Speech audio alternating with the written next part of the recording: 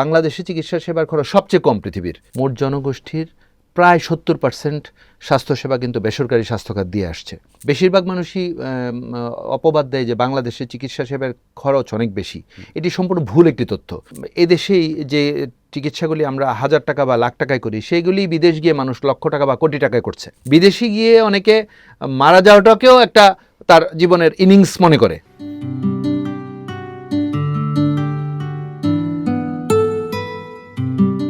গত 2 দশকে বাংলাদেশে বেসরকারি খাতের অভাবনীয় উত্থান ঘটেছে। এর বাইরে ছিল না স্বাস্থ্যসেবা খাত। এখন দেশে কয়েক হাজার বেসরকারি হাসপাতাল ও ডায়াগনস্টিক সেন্টার রয়েছে, যা দেশের মোট স্বাস্থ্যসেবার অধিকাংশ চাহিদা পূরণ করছে। দেশের বেসরকারি স্বাস্থ্যসেবা খাতের বিকাশ, সক্ষমতা, উচ্চ ব্যয় ও সেবার মান নিয়ে বিদ্যমান চ্যালেঞ্জ, নিরাপত্তা ও আস্থার সংকট এবং ভবিষ্যতের স্মার্ট হেলথ কেয়ার ব্যবস্থা প্রসঙ্গে কথা বলতে আজ বণিক বার্তার সঙ্গে আছেন ইউনিভার্সাল মেডিকেল কলেজ ও হাসপাতালের ব্যবস্থাপনা পরিচালক ডাক্তার আশিস কুমার চক্রবর্তী। বণিক বার্তায় আপনাকে স্বাগত। আপনাকেও ধন্যবাদ, বণিক বার্তাকে ধন্যবাদ আমাকে আমন্ত্রণ জানানোর জন্য। আমরা একটু শুরুতেই আপনার কাছ থেকে জানতে চাইব বাংলাদেশের বেসরকারি স্বাস্থ্যসেবা খাত নিয়ে। খাতটার শুরুটা সম্পর্কে একটু বললেন, একটু বিকাশটা সম্পর্কে যদি একটু বলতেন, তারপরে আমরা মূল আলোচনায় যাব। আসলে বেসরকারি স্বাস্থ্য খাত এক কথায় যদি আমি বলতে চাই, এটি একটি চমকপ্রদ অবস্থানে দাঁড়িয়ে আছে বর্তমানে। একটা সময় ছিল একটা এনজিওগ্রাম করার জন্য মানুষকে কমপক্ষে পার্শ্ববর্তী দেশ ভারতে যেতে হতো, রাস্তায় হোক, ট্রেনে হোক, প্লেনে হোক। এখন আপনি শুনলে খুশি হবেন যে বাংলাদেশে কমপক্ষে অর্ধশতাধিক পূর্ণাঙ্গ কার্ডিয়াক সেন্টার রয়েছে এবং মোট জনগোষ্ঠীর প্রায় 70% স্বাস্থ্যসেবা কিন্তু বেসরকারি স্বাস্থ্যখাত দিয়ে আসছে। 2 দশকের বেশি সময় ধরে বেসরকারি স্বাস্থ্যখাত কিন্তু সরকারের পাশাপাশি কাঁধে কাঁধ মিলিয়ে স্বাস্থ্যসেবায় অগ্রণী ভূমিকা পালন করছে। এই 18 কোটির বেশি জনগোষ্ঠীর এই দেশে রাষ্ট্রের একার পক্ষে স্বাস্থ্যসেবার সামাল দেওয়া সম্ভব না। তাই কিন্তু বেসরকারি স্বাস্থ্যসেবার জন্ম। আপনি দেখবেন একসময় যাদের টাকা পয়সা অর্থ প্রতিপত্তি ছিল, তারা গার্মেন্টস ব্যবসা করত। একটা পর্যায়ে এই ব্যবসায় কিছুটা মেরুকরণ এসছে। এর পরবর্তীতে কিন্তু স্বাস্থ্যসেবায় মানুষের বিনিয়োগ বাড়ছে। আমরা যখন আমি 2000 সালে MBBS পাশ করি, সেই সময়ে কিন্তু আমিও স্বাস্থ্যসেবা নিয়ে কোনোদিন স্বাস্থ্যসেবার বিজনেসে আসব এটি ভাবিনি। কিন্তু পথ পরিক্রমায় সময়ের দাবিতে আমরা আস্তে আস্তে এইদিকে রূপান্তরিত হয়েছি, কারণ আমরা দেখতে পেয়েছি যে এটি একটি অপার সম্ভাবনার জায়গা, যেখানে মানুষ এদেশেই যে চিকিৎসাগুলি আমরা 1000 টাকা বা লাখ টাকায় করি, সেইগুলি বিদেশ গিয়ে মানুষ লক্ষ টাকা বা কোটি টাকায় করছে। সুতরাং এই ইন্ডাস্ট্রিটাকে মানুষের দোরগোড়ায় পৌঁছে দেওয়া সম্ভব এবং সেই সম্ভাবনার জায়গাটিতে দাঁড়িয়েই কিন্তু আজকে আপনি আর আমি কথা বলছি। এখন যে আমরা বেসরকারি স্বাস্থ্যসেবা খাতের সবচেয়ে বড় যে বিষয়টি সামনে আসে, যে চিকিৎসা ব্যয়, সেইটার প্রেক্ষিতে আপনারা যদি একটু আপনাদের এই বেসরকারি স্বাস্থ্যসেবা খাতের মূল্যায়নটা কীরকম হবে আপনার কাছে? আমি আপনার প্রশ্নের কিন্তু একটু দ্বিমত করব। দ্বিমতটা হচ্ছে, বেশিরভাগ মানুষই অপবাদ দেয় যে বাংলাদেশে চিকিৎসা সেবার খরচ অনেক বেশি। এটি সম্পূর্ণ ভুল একটি তথ্য। বরং বাংলাদেশে চিকিৎসা সেবার খরচ সবচেয়ে কম পৃথিবীর অন্যান্য দেশের যদি আপনি কম্পেয়ার করেন। আমি যদি একটা উদাহরণ দিয়ে বোঝাতে চাই, বাংলাদেশে বাইপাস সার্জারি, হার্টের যে বাইপাস সার্জারি বলি আমরা বা CABG, এটি 2.5 লাখ থেকে 3 লাখ টাকায় করা সম্ভব। এটি আপনি ইন্ডিয়ার একটি মধ্যম মানের হাসপাতালে করলে 4 থেকে 5 লাখ রুপি। আপনি যদি দিল্লি কিংবা মুম্বাই গিয়ে করেন, সেখানে 8 থেকে 10 লাখ রুপি।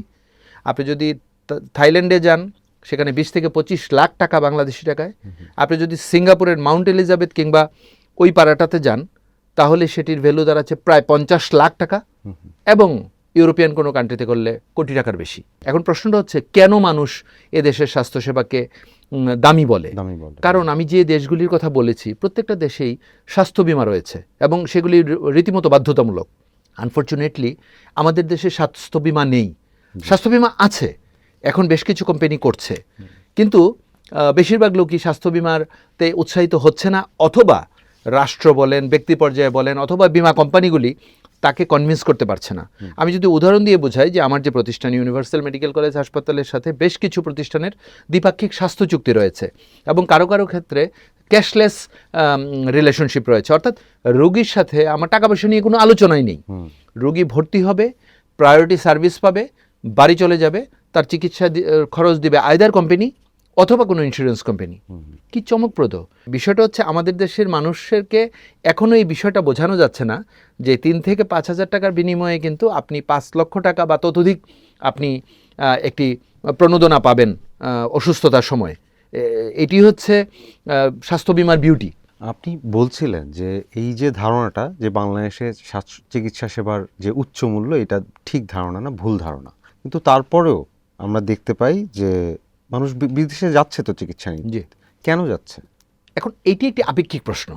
এটা আপনাকে, এটারও আমি একটা উদাহরণ দিই। আমি তো বিদেশ যাই, কিন্তু স্বাস্থ্যসেবার ধরন দেখতে মানুষ কেন বিদেশ যায়, আমি সেখানে গিয়ে যখন বাংলাদেশে অনেক রোগীকে স্বনামধন্য হাসপাতালের ফাইল সহ দেখি, তাদেরকে জিজ্ঞেস করি আমি যে আচ্ছা আপনি এই চিকিৎসার জন্য এখানে আসলেন কেন? তো তখন তাদের দুই রকম অভিযোগ থাকে। একটা হচ্ছে বিদেশমুখিতা সবসময় মানুষের কাছে একটি দিল্লি কা লাড্ডু। তো এইটির তো একটা বিষয় আছে। অনেকে আবার বিভিন্ন অভিযোগ করে যে আমি বাংলাদেশে চট্টগ্রামের মানুষ কিন্তু চট্টগ্রামের পরে আর ঢাকা যে এত বড় একটা শহর জানে না, সরাসরি ইন্ডিয়া চলে যায়। যশোর, বেনাপোল ওই অঞ্চলের মানুষ কিন্তু ঢাকায় না এসে কলকাতায় চলে যায়। এখন আবার মজার বিষয় হচ্ছে, কলকাতার মানুষও কিন্তু চেন্নাই যাচ্ছে, চেন্নাইয়ের মানুষ দিল্লি যাচ্ছে, দিল্লির মানুষ তাইওয়ান যাচ্ছে, থাইল্যান্ড যাচ্ছে, থাইল্যান্ডের মানুষ সিঙ্গাপুর যাচ্ছে, লন্ডন যাচ্ছে, লাইক দিস। এইটা একটা সাইকেল, এটা আপনি কোনোদিন থামাতে পারবেন না। তার সাথে একটি অর্থনৈতিক যোগসূত্র আছে। বাংলাদেশে যে মানুষটি লেক্সাস গাড়িতে চড়ে কিংবা সবচেয়ে দামি গাড়িটিতে চলে, 10,000 স্কোয়ার ফিটের গুলশানের বাংলোতে থাকে, তার জন্য বিদেশে চিকিৎসা একটা প্রেস্টিজও বটে। বিদেশে গিয়ে অনেকে মারা যাওয়াটাকেও একটা তার জীবনের ইনিংস মনে করে। আমি সরি টু সে, আসলে আমি কোনো নেগেটিভ অর্থে বোঝাচ্ছি না, আমার ধারণা এরকম ঘটনার সাক্ষী আপনিও। তো এখন আমি যেটি বলতে চাচ্ছি যে আমি গিয়ে যে প্রশ্নটি দেখলাম, আমি আমার উপরে সমালোচনাটি নিচ্ছি যে ডাক্তাররা মনোযোগ দিয়ে রোগী দেখছে না, এটি একটি অপবাদ বা অভিযোগ। এক এক ইনভেস্টিগেশন এক এক প্রতিষ্ঠানে এক এক রকম আসছে, সে ভালো হচ্ছে না দীর্ঘদিন ধরে। আবার কিছু কিছু সাবজেক্ট আছে এখনও যেমন বাংলাদেশে আমরা পুরোপুরি করতে পারি না। যেমন আমরা আমাদের নতুন স্ট্রাকচারে কিন্তু লিভার ট্রান্সপ্ল্যান্টেশন, বোন মেরো ট্রান্সপ্ল্যান্টেশন, বোন অ্যান্ড জয়েন্ট ট্রান্সপ্ল্যান্টেশন এগুলি নিয়ে আগাচ্ছি, যেগুলি অত্যন্ত সাশ্রয়ী মূল্যে দেশে মানুষ করতে পারবে। কিন্তু এখনও বাংলাদেশে লিভার ট্রান্সপ্ল্যান্টেশন খুব কনফিডেন্টলি হচ্ছে না। এই চিকিৎসাটার জন্য মানুষ ইন্ডিয়া যাচ্ছে বা সিঙ্গাপুর যাচ্ছে, বা যার টাকা বেশি আছে লন্ডন আমেরিকা যাচ্ছে, লাইক দিস। এখন এটা একটি কারণ, অভিযোগ অনুযোগ একটি কারণ, আত্মতুষ্টি না পাওয়া একটি কারণ। এর কারণটি কি? এর কারণ হচ্ছে বাংলাদেশে কোনো রেফারেল সিস্টেম নাই। অর্থাৎ আপনি বাংলাদেশে চাইলেই যে কোনো একজন ডাক্তারকে দেখাতে পারবেন, কিন্তু বিদেশে কিন্তু আপনি চাইলেই তা করতে পারবেন না। বিদেশে আপনাকে একজন জেনারেল ফিজিশিয়ান বা জিপির মাধ্যমে আপনাকে বিদেশি একজন ডাক্তারের কাছে যেতে হবে। আপনার আদৌ প্রয়োজন আছে কিনা জিপির কাছে যাওয়ার? আমাদের দেশের মানুষ বুকে একটু চিনচিন ব্যথা করছে, যে আমি প্রফেসর খন্দকার কামরুল ইসলামকে দেখাবো বা প্রফেসর মমিনুজ্জামান স্যারকে দেখাবো, মানে সরাসরি একজন কার্ডিয়াক বিশেষজ্ঞের কাছে যাবে। অথবা আমার জ্বর হয়েছে আমি আব্দুল্লাহ স্যারকে দেখাবো। বিদেশে এটির কোনো সুযোগ নেই। আবার যেহেতু ওনারা স্বনামধন্য চিকিৎসক, ওনাদের কাছে শত শত মানুষের সিরিয়াল। এখন যে মানুষটি 80 নম্বর সিরিয়াল নিয়ে রাত 2টা পর্যন্ত বসে আছে, তাকে আব্দুল্লাহ স্যারই বলেন, মমিনুজ্জামান স্যারই বলেন, আর প্রফেসর খন্দকার কামরুল ইসলাম স্যারই বলেন, তারা তো মানুষ দিন শেষে, তাদের বয়স হয়েছে, ধৈর্যচ্যুতি আছে। তিনি যে রোগী যে আকাঙ্ক্ষাটি নিয়ে ছোটবেলা থেকে বড় হওয়া পর্যন্ত 10টি ফাইল নিয়ে গেলেন যে ডাক্তার সাহেব আজকে মনোযোগ দিয়ে আমার সব কিছু দেখবে, উনি যখন শেষ পাতাটি দেখেই বললো যে আচ্ছা আপনার এখন কি সমস্যা বলেন, তখন রোগী মনে করলো আমাকে তো ডাক্তার মনোযোগ দিয়ে দেখলো না, ধরো তার থেকে আমি ইন্ডিয়া চলে যাই। আমার ধারণা আপনি উত্তরটা কিছুটা পেয়েছেন। সো এই হচ্ছে বিষয়টি। আরেকটি প্রশ্ন আমি বলেছিলাম যে বিভিন্ন জায়গায় বিভিন্ন টেস্টের তারতম্য। এখন প্রশ্ন হচ্ছে এই রোগী কোথায় টেস্ট করিয়েছে? সে কি গাজীপুরের কোনাপাড়ার কোনো ডায়াগনস্টিক সেন্টারে করিয়েছে, নাকি স্বনামধন্য কোনো প্রতিষ্ঠানে করিয়েছে? অথবা তার যে রেজাল্টটি আসছে, রেজাল্টেরও ভেরিয়েশনের কারণ আছে। ল্যাব টু ল্যাব রিয়েজেন্টের ভেরিয়েশন আছে। সেই রিয়েজেন্টের যে মাত্রা দেওয়া থাকে, সেই মাত্রা ধরেন ক্রিয়েটিনিন কেউ বলছে 1.4 ছেলেদের ক্ষেত্রে হাইয়েস্ট বর্ডার, কেউ হয়তো বলছে 1.2। এখন রুগী কনফিউজড হয়ে যাচ্ছে। আবার তাকে যদি বুঝিয়ে বলা হতো যে না এটা রিয়েজেন্টের কারণে এরকম, আপনার রিপোর্ট ঠিকই আছে, দুইটা একই রকম। তো আমি বললাম তো পেশাদারিত্বের ঘাটতি রয়েছেই, সেটি আমাদের প্রফেশনে যেমন রয়েছে, অন্যান্য অনেক প্রফেশনে রয়েছে, আপনাদের প্রফেশনেও আছে। আমাদেরকে সামগ্রিকভাবে পেশাদারিত্বের মাত্রাকে বাড়াতে হবে। এবং এটির জন্য যে আমি যে কথাটি বারবারই বলছিলাম যে দীর্ঘদিন ধরে একটি স্বাস্থ্যনীতি করে এবং রোগীদের যে অসন্তুষ্টিগুলি, রোগীদের অসন্তুষ্টি হচ্ছে ডাক্তারদের ভিজিট এক এক জায়গায় এক এক রকম, এক এক হাসপাতালে এক এক রকম, এগুলিকে স্বাস্থ্য অধিদপ্তর বা আমাদের নতুন সরকার এসছে, স্বাস্থ্যমন্ত্রী এসছে, স্বাস্থ্য সচিব আসছেন, মহাপরিচালকরা রয়েছেন, এগুলিকে একদম সুনির্দিষ্টভাবে যদি করে দেওয়া হয় তাহলে আমরা যারা স্বাস্থ্য উদ্যোক্তা রয়েছি আমরাও কিছুটা স্বস্তিতে থাকতে পারি। সরকারি হাসপাতালের উপরে তারপরেও তো চাপ বাড়ছে প্রতিনিয়ত, কিন্তু আমাদের বেসরকারি খাত কি এখনও নীতিগতভাবে কি আসলে সহযোগী খাত হিসেবে ভূমিকা রাখতে পারছে কিনা, বাস্তবে এটা আসলে কতটা কার্যকারিতা দেখতে পাচ্ছে না? বেসরকারি হাসপাতাল বা প্রতিষ্ঠান সম্পর্কে বেশিরভাগ মানুষের একটি ভুল ধারণা আছে। মানুষ মনে করে যে আমরা যা ইচ্ছা তা করতে পারি, যে বেসরকারি হাসপাতাল মানেই হচ্ছে আমি যা ইচ্ছা তা যেমন ইচ্ছা টাকা নিতে পারি। বিষয়টা কিন্তু একেবারেই ঠিক না। আমি যদি স্বাস্থ্য শিক্ষা দিয়ে শুরু করি, যেমন আমাদের মেডিকেল কলেজ আছে, ইউনিভার্সাল মেডিকেল কলেজ, আমাকে অনেকে প্রশ্ন করে যে আপনার মেডিকেলে ভর্তি হতে কত টাকা লাগে। আমি বললাম যে আপনার প্রশ্নটি একটু ঠিক করতে হবে, আমার মেডিকেলে না, এটি রাষ্ট্রীয়ভাবে সিদ্ধান্ত নেওয়া আছে। যেমন আমার বন্ধু আমার সাথে আছে সঞ্জীব, ওর মেয়েও ইউএসটিসিতে পড়ে মেডিকেল কলেজে। এটি কিন্তু ও কিন্তু চেয়েছিল যে আমার মেডিকেল কলেজে যেন ওর মেয়ে চান্স পায়, কিন্তু ও যেখানে মেধায় চান্স পেয়েছে ওকে কিন্তু সেখানেই চান্স পেতে হয়েছে। অর্থাৎ একটি জাতীয় মেধায় পরীক্ষাটি হয়, সেই পরীক্ষার মেধার ভিত্তিতেই এবং পছন্দের ভিত্তিতে কিন্তু ছাত্রছাত্রী মেডিকেল কলেজে চান্স পায়। বিষয়টি কিন্তু এমন না যে আমার প্রাইভেট মেডিকেল কলেজ আছে, আমার ইচ্ছা হলো কাউকে আমি ভর্তি করে ফেললাম। নো। দ্বিতীয় কথা হচ্ছে নার্সিংয়ের ক্ষেত্রে একই নিয়ম প্রযোজ্য। আমাদের নার্সিং কলেজ আছে, ইউনিভার্সাল নার্সিং কলেজ, যেখানে মাস্টার্স পর্যন্ত নার্সিং শিক্ষা দেওয়া হয়। এটিও রাষ্ট্রীয় পলিসিতে। এটির যে টাকা পয়সার কথা বলা আছে 21,40,000 টাকা এমবিবিএসে ভর্তির সময়, এটিও রাষ্ট্র ঠিক করে রেখেছে। তারপরে আমরা দেখি যে একই রোগের চিকিৎসায় যে বিভিন্ন বেসরকারি হাসপাতালে যে ব্যয় এবং প্রোটোকল ভিন্নতা, এইটার কারণটা কি? ওই যে আমি একটু আগে বলেছি আপনার হাসপাতালে কিন্তু গ্রেড করা আছে, জি। A grade, B grade, C grade. আমি ভেন্টিলেটর চাইনিজ যদি নেই, যেটিকে লাইফ সাপোর্ট মেশিন বলেন, এই মেশিন আমি 5 থেকে 7 লাখ টাকা দিয়ে একটা চাইনিজ মেশিন কিন্তু পেয়ে যেতে পারি। কিন্তু আমি নিচ্ছি সুইজারল্যান্ডের হ্যামিল্টন কিংবা ড্র্যাগারের ব্রাজিলিয়ান মেশিন, যার দাম 20 লাখ প্লাস দিয়ে শুরু। আমার যে ডাক্তার নার্স কাজ করছে যে রেশিওতে, আমার 24 ঘন্টা কার্ডিওলজিস্ট আছে, 24 ঘন্টা ক্রিটিক্যাল কেয়ার স্পেশালিস্ট আছে, 24 ঘন্টা কার্ডিয়াক সার্জন আছে, 24 ঘন্টা কার্ডিয়াক অ্যানেস্থেটিস্ট আছে, 24 ঘন্টা ট্রমা সার্জন আছে, 24 ঘন্টা গাইনি অফস অ্যান্ড পেডিয়াট্রিক্স আছে। এইরকম 24 ঘন্টা একটা স্পেশালিস্ট যেখানে আছে তার রেট তো বাড়বেই। 1:1 প্রায় ক্ষেত্রেই আমি নার্স দিচ্ছি, 10টা বেড হলে 10টা নার্স, তাহলে এই ক্ষেত্রে তো খরচ একটু বাড়াটাই স্বাভাবিক। আপনাদের হাসপাতালে বিশেষ করে স্বচ্ছ এবং পূর্ব ঘোষিত খরচ কাঠামোর নিশ্চিত করতে কোনো পদক্ষেপ আছে কি? জি আছে। আমাদের রোগী যখন ভর্তি হয় তখনই তাকে ধারণা দিয়ে দেওয়া হয় যে আপনার বেসিক খরচ হচ্ছে এটা। মেডিসিনের ব্যাপারটি একটু ডিফারেন্ট।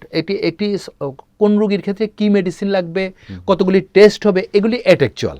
কারণ কোনো রোগীর ক্ষেত্রে এমনও হয়, যেমন আমরা ডেঙ্গুর সিজনে দেখেছি যে কোনো পেশেন্টের আইভিআইজি বলে একটি মেডিসিন আছে, অনেক দামি মেডিসিন, লক্ষ লক্ষ টাকা দাম। এটি একসময় একটি মনোপলি কোম্পানি বাংলাদেশে বিজনেস করতো, এখন ইনসেপ্টা সাবস্টিটিউট বের করেছে, যার ফলে আমি বলবো যে মানুষের কল্যাণে একটি মাত্রা যোগ হয়েছে। কারণ এটি ওই কোম্পানির, বিদেশি কোম্পানির প্রায় 3 ভাগের 1 ভাগ টাকায় মানুষ এই আইভিআইজিটি পাচ্ছে, যার ফলে এই ধরনের দামি ওষুধ বা অনেক দামি টেস্ট করতে হয় কখনো কোনো রোগীর ক্ষেত্রে। সেগুলি বাদে একটি বেসিক টেস্টের খরচ তাকে ধারণা দিয়ে দেওয়া হয় যে আপনার প্রতিদিন এত বেসিক খরচ, তার পাশে এটা যোগ হবে। এখন পেশেন্ট যত ক্রিটিক্যাল হয় তত খরচ বাড়ে। হয়তো পেশেন্টের লোক বলছে যে আমার রোগীর একটা মেডিকেল বোর্ড করতে হবে, ওকে 6 জন বা 7 জন ডাক্তার মিলে একটা মেডিকেল বোর্ড হলো, তখন খরচ বাড়ছে।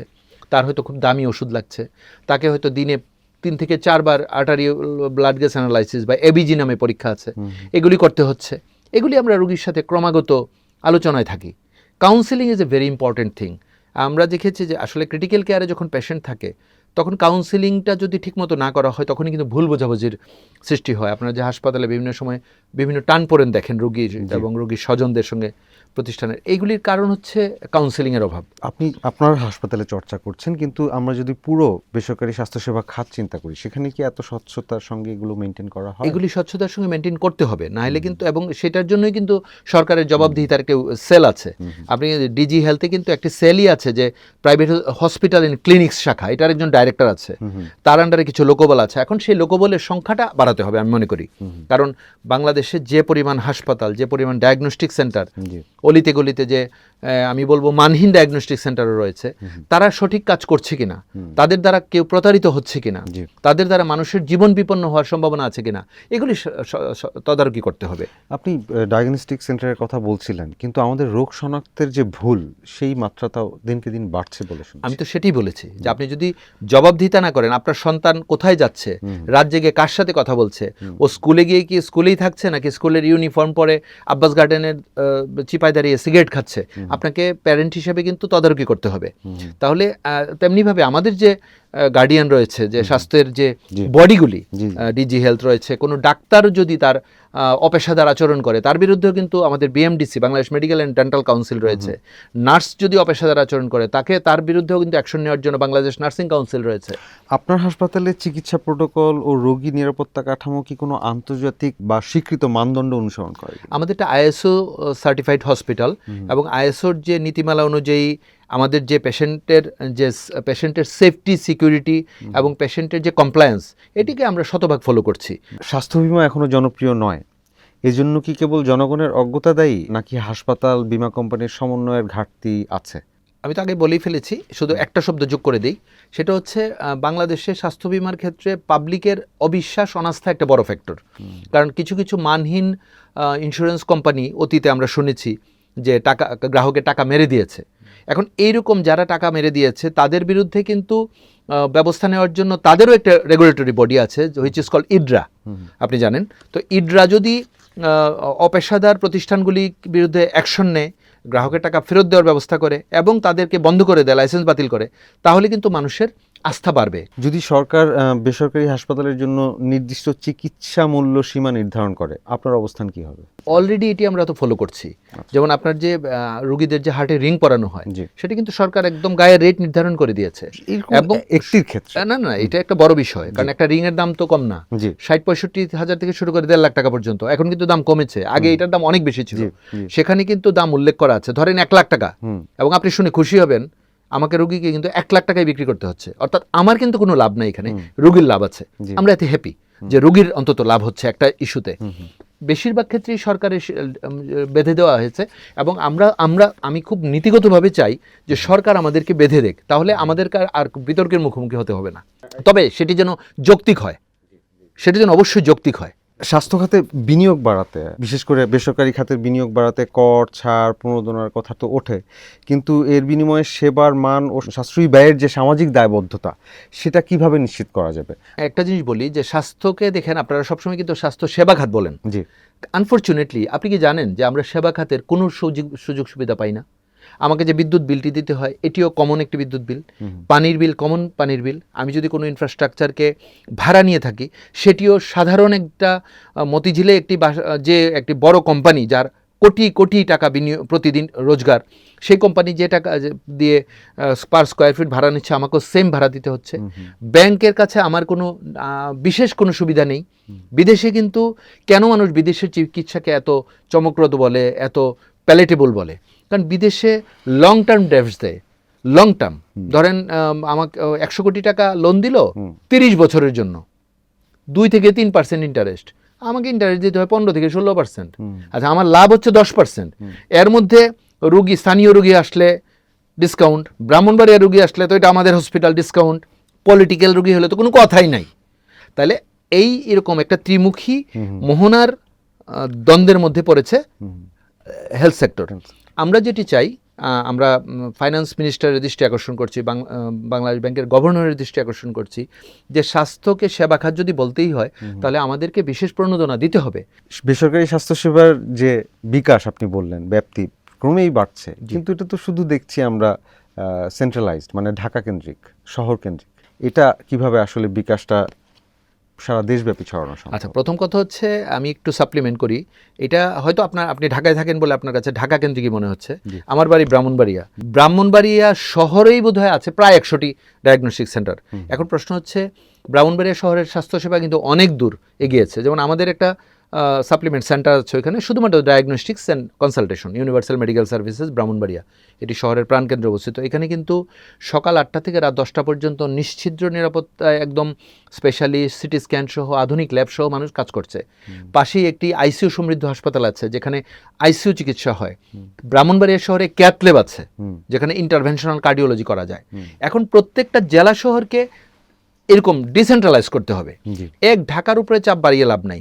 আপনি 64টা জেলাকে, নতুন স্বাস্থ্যমন্ত্রীর কাছে আমাদের প্রত্যাশা, 64টা জেলা শহরের হাসপাতালে যদি আইসিইউ এবং সিসিইউ করা যায়, কোনো কোনো জায়গায় হয়তো আছে, বিভাগীয় শহরগুলিতে হয়তো আছে, 64 জেলায় যদি করা যায় তাহলে কিন্তু ওই জেলার মানুষগুলি ঢাকায় আসবে না, চাপ কমবে। চাপ কমলেই কিন্তু চিকিৎসার মান বাড়বে এবং মানুষের যে অসন্তুষ্টি, মানুষের যে ক্ষোভ, দুঃখ, সেগুলি কমে যাবে। এবং আমি যেটি আবারও বলতে চাই, একজন চিকিৎসক হিসেবে, আমি চিকিৎসক হিসেবে যারা সরকারি চিকিৎসক তারা বিসিএস স্বাস্থ্য লিখে যেমন দম্ভ প্রকাশ করে কিংবা আনন্দিত হয়, সেই রকম তাদের জনগণের প্রতিও কিন্তু তাদের যথাযথ সার্ভিস দিতে হবে। আমরা অনেক সময় যেটি কমপ্লেন পাই, আমি যদিও বেসরকারি ডাক্তার, আমার কাছে অনেকে জানতে চায়, তো সেটির উত্তর দেওয়ার তো সুযোগ আমার কাছে নেই। যে দেখা গেল যে হেলথ কমপ্লেক্সগুলিতে ডাক্তার থাকার কথা 20 জন, আছে 9 জন, সবাই ছুটিতে চলে গেছে। ওকে, তার যদি কমিটমেন্ট থাকে ছুটিতে যাওয়ার, উচ্চ শিক্ষার্থে যাবে, তাহলে বিকল্প ডাক্তার এখানে জয়েন করবে। মানুষ তো সাফার করার সুযোগ নেই। এই স্বাস্থ্যসেবা খাতটায় বিশেষ করে সরকারি বেসরকারি অংশীদারিত্ব, পিপিপি যেটা বলে, আমি এই টার্মটা বলতাম কিছুক্ষণের মধ্যে। পিপিপিটা অনেক দিন যাবত আমরা আলোচনায় শুনছি, এটার বাস্তব প্রয়োগ আসলে কেমন দেখছেন? এখানে এখনো বাংলাদেশে পিপিপির অর্থায়নে আপনি দেখবেন এই যে আমাদের মেট্রো রেল, এক্সপ্রেস হাইওয়ে, বড় বড় পদ্মা সেতু, এগুলি কিন্তু সব পিপিপির প্রজেক্ট এবং সারা পৃথিবীতে কিন্তু হেলথ সেক্টর পিপিপি মডেলে আছে, রেকর্ড আছে। আমাদের দেশে যদি পাবলিক প্রাইভেট পার্টনারশিপে বা পিপিপি মডেলে হেলথকে করা যেত এবং এটাকে যদি পাইলট হিসাবে ঢাকা সহ 8টা বিভাগীয় শহরকে আগে করা যেত, এটা কিন্তু অসম্ভব ভালো একটা ফ্যাক্টর হতো। আমি একটা উদাহরণ দিয়ে বোঝাই। এখন প্রশ্ন হচ্ছে, আপনি বলবেন যে আপনাদেরকে প্রাইভেট সেক্টরে পিপিপি টাকা দিবে, সেই টাকার তো কোনো হিসাব থাকবে না। নো, হিসাব থাকবে। আপনারা যেমন এখন প্রশাসক বসিয়েছে সব জায়গায়, আমাদের উপরে প্রশাসক থাকবে, প্রশাসক জবাবদিহিতা করবে যে ঢাকার ধরেন মানসম্মত 50টা হাসপাতালে পিপিপি সে 500 কোটি টাকা দিল, সেই টাকা ভাগ করে দেওয়া হলো, শর্ত দিল তোমাকে যে হ্যাঁ আপনি এমআরআই 8,000 টাকা নিচ্ছেন, আমি আপনাকে 100 কোটি টাকা দিব। শর্ত হচ্ছে ঢাকা মেডিকেলে যে মানুষটি আজকে লাইন ধরে বা পিজি হাসপাতালে লাইন ধরে মানুষ 7 দিন ধরে করতে পারছে না, তারা আপনার কাছ থেকে সার্ভিস নেবে, প্রাইভেট হাসপাতালের সার্ভিস নেবে, আপনি তাকে এটাকে 4,000 করে দিবেন, সরকারি rate. I am very happy, আমি আই এম রেডি। একদম যদি কেউ রেডি না হয়, আমি সবার আগে হাত তুললাম। তাহলে আমার অন্তত যে আমার খরচটা উঠে গেল, আমি মানুষকে সার্ভিস দিতে পারলাম। মানুষ তার যে কষ্টটা, রোদের মধ্যে লাইনে দাঁড়িয়ে থাকা, যার বাড়ি সাভার, সে এসে প্রতিদিন সিএনজি বা বাসে চড়ে কষ্ট করে ফিরে যাচ্ছে যে আজকে সিরিয়াল 100 জন, আপনি পরের দিন আসেন, পরের দিন এসে আবার শুনলো তারপরের দিন আসেন, লাইক দিস, অথবা মেশিন নষ্ট, এরকম হলো না। এবং তার ক্ষেত্রেও কিন্তু এই যে এইগুলিও, এইটাও কিন্তু বিমার মতো কাজ করতে পারে, যে অর্থায়নটা করবে সরকার। তাহলে এটা একটা চমকপ্রদ বিষয় হবে বলে আমি মনে করি। এই যে বেসরকারি খাতের উদ্যোগগুলো, সেখানে উদ্যোক্তাদের পয়েন্ট অফ ভিউ থেকে আমি আসলে বুঝতে যাচ্ছি যে সেখানে আসলে বাণিজ্যের অগ্রাধিকার কতটুকু বা সেবার অগ্রাধিকার কতটুকু তার কাছে। আপনি দেখেন একদম যে ছোট রাস্তায় বসে যে সবজি বিক্রি করে, এইটাও বাণিজ্য। যে গাড়ি বিক্রি করছে, এটাও বাণিজ্য।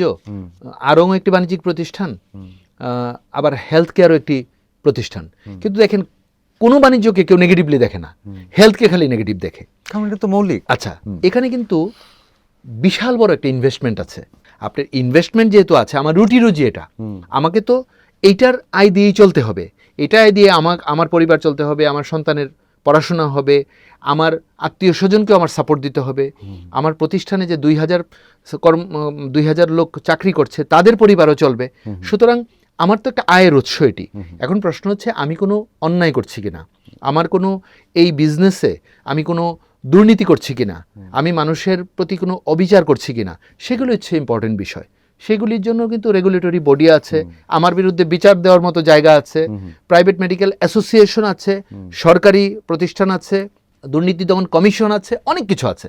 সুতরাং এটি একটি আপেক্ষিক বিষয় যে আপনাকে বাণিজ্য, যে একটি হাসপাতাল করবে, আমার ধরেন 500 কোটি টাকা ইনভেস্ট করে আমার যে রিটার্ন, এটাকে যদি আপনি যদি কখনো দেখেন, তাহলে আপনি প্রথমেই বলবেন, দাদা আপনাকে কি দায় পড়েছে আপনার এতগুলি টাকা করে এই রকম কয়টা টাকা রোজগার করার জন্য এত ঝামেলা পোহানোর, রাতে না ঘুমানোর, চোখে নির্ঘুম রাত কাটানোর, হাসপাতাল থেকে মধ্যরাতে ফোন রিসিভ করার দরকার নেই তো।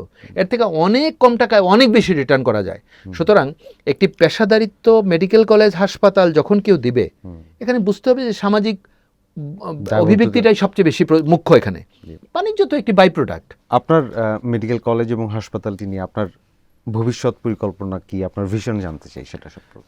আমি 2000 সালে MBBS পাশ করার পরে ব্রাহ্মণবাড়িয়ার ঐতিহ্যবাহী ক্রিশ্চিয়ান মেডিকেল সেন্টারে প্রথম চিফ মেডিকেল অফিসার হিসেবে জয়েন করি, এবং সেখানে থেকে 2004 সালে তৎকালীন আয়েশা মেমোরিয়াল হসপিটাল ছিল, আপনি জানেন যে 50 বেডের, এটাকে আমরা কিনে নিই ওল্ড ম্যানেজমেন্ট থেকে, এবং সেটাকেই কিন্তু ক্রমান্বয়ে বড় করতে করতে এখন 350 শয্যা বিশিষ্ট মেডিকেল কলেজ হাসপাতাল এবং আমার 500 শয্যার সুপার স্পেশালিটি ইউনিভার্সাল দ্য মেডিসিটির নির্মাণ কাজ এগিয়ে চলছে দ্রুতগতিতে, যেখানে উন্নত বিশ্বের প্রায় সকল সুবিধা বিদ্যমান থাকবে।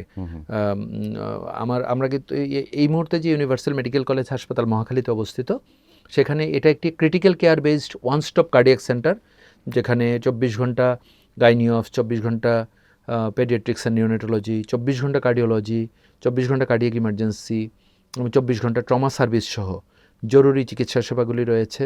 উন্নত বিশ্বের প্রায় সকল ডায়াগনস্টিক সুবিধা রয়েছে, একটা ইসিজি থেকে শুরু করে 1.5টা slice MRI, 512 slice CT scan, আমাদের 24 ঘন্টা ক্যাথলেব সার্ভিস, অর্থাৎ মধ্যরাতে ভোর রাতেও যদি হার্টের কোনো ইমার্জেন্সি রুগী নিয়ে আসে, লন্ডনে কোনো হাসপাতালে যে প্রাইমারি PCI করবে, বা আমি এইভাবে বলি যে ডোনাল্ড ট্রাম্পের যদি এখন কোনো আমেরিকায় হার্ট অ্যাটাক হয় এবং তার যদি যে চিকিৎসাটি করবে, যেটিকে বলা হয় প্রাইমারি PCI, সেটি যেমন করা সম্ভব আমার হাসপাতালে সেটি করা সম্ভব 24 ঘন্টা 365 দিন। সুতরাং এটি অনেক বড় একটি বিষয়।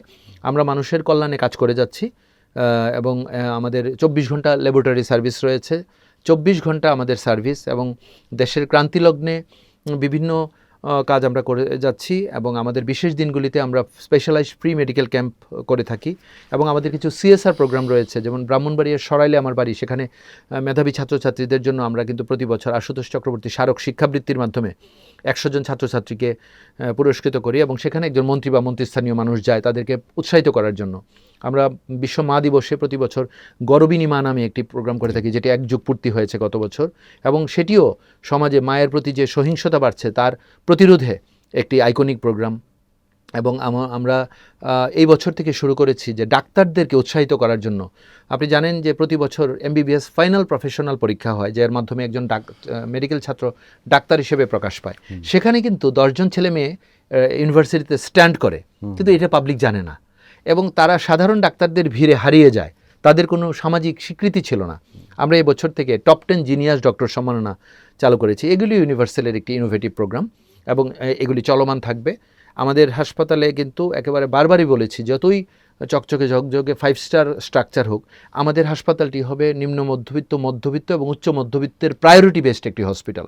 কারণ এই 85% জনগোষ্ঠী না যেতে পারে 5 তারকা হাসপাতালে, না যেতে পারে সরকারি হাসপাতালের বারান্দায়, তারা লজ্জায় কোথাও যেতে পারে না, তাদের জন্য ইউনিভার্সাল মেডিকেল কলেজ হাসপাতাল একটি মাইলফলক হিসেবে কাজ করবে, এবং মানুষের কল্যাণে আমরা কাজ করে যেতে চাই শেষ দিন পর্যন্ত।